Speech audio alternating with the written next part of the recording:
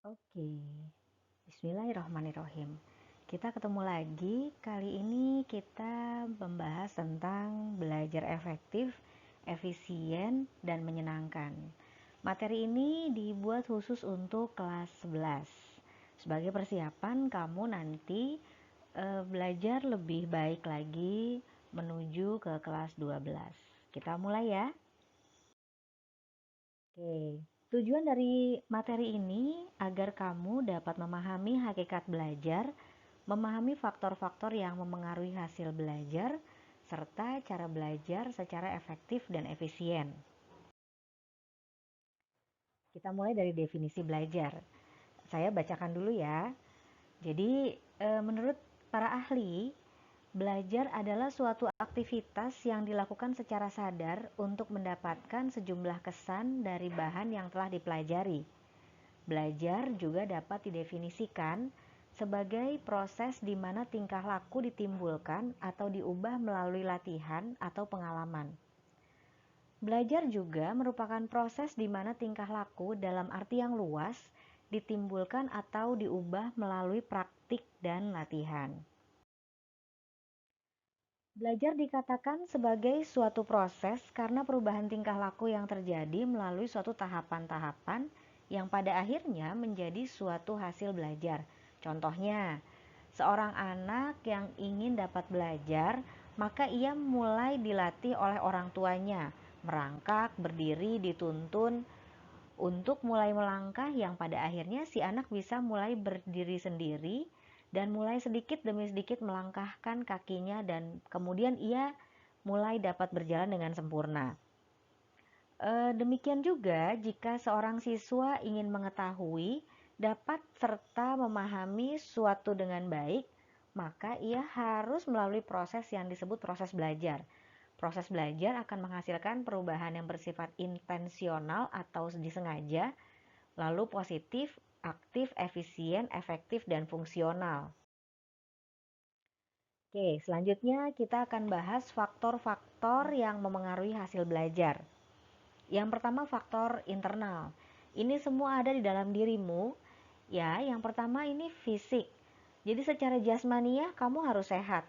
Karena kalau kamu dalam kondisi sakit, belajarmu nggak akan maksimal hasilnya. Yang kedua psikis atau kejiwaan. Kalau kamu sedang ada masalah, entah itu di rumah atau misalnya sama temen lagi galau, pasti belajarnya juga nggak efektif. Jadi secara psikis kita nih harus benar-benar nggak ada masalah. Itu kalau belajarnya mau efektif ya. Terus gimana nih misalnya kalau misalnya kamu tuh lagi banyak masalah, entah sama teman atau lagi bete habis dimarahin. Paling tidak kamu bisa netralisir dulu perasaan kamu, ya. Yang ketiga, itu harus adanya kemauan atau niat yang kuat. Lalu ada kecerdasan, kan kalau siswa di sekolah semuanya pasti memiliki kecerdasan yang beda-beda ya. Nah, masing-masing kecerdasan itu juga bisa menjadi modal untuk kamu belajar. Jadi faktor yang memengaruhi hasil belajar kamu. Lalu minat. Kamu tuh suka, kamu berminat terhadap pelajaran tersebut. Terus motivasi, ya. Kamu harus punya motivasi juga untuk belajar. Kalau kamu punya motivasi yang kuat, insya Allah kamu akan sukses.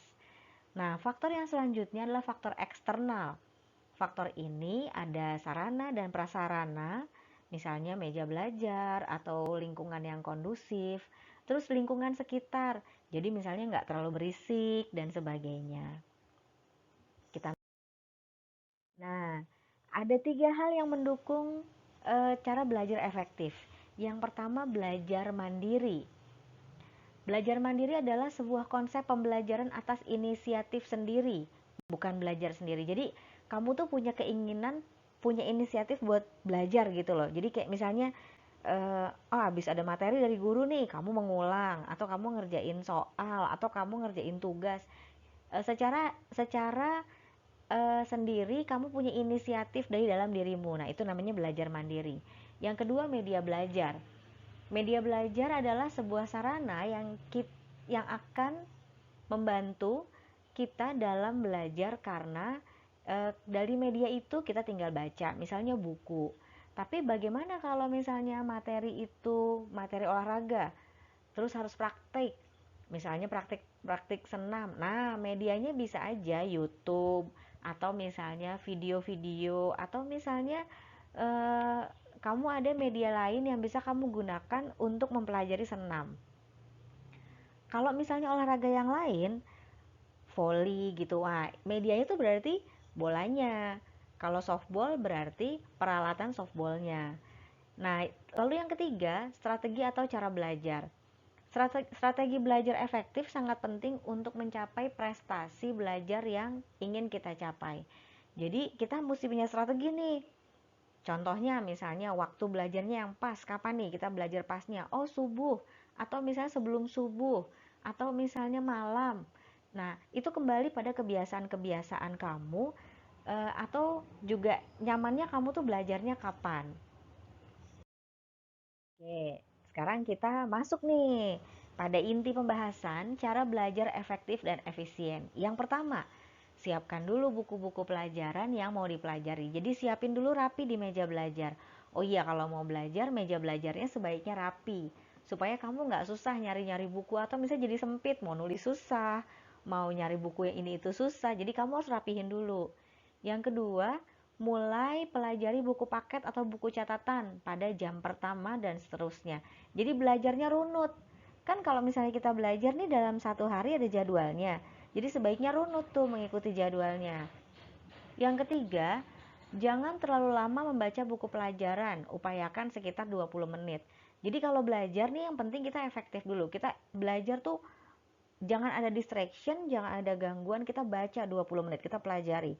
Habis itu take a break, istirahat sebentar, terus balik lagi 20 menit. Lalu pahami setiap paragraf materi yang dipelajari. Jadi kamu setiap paragraf itu dibaca sungguh-sungguh dan kamu hayati isinya.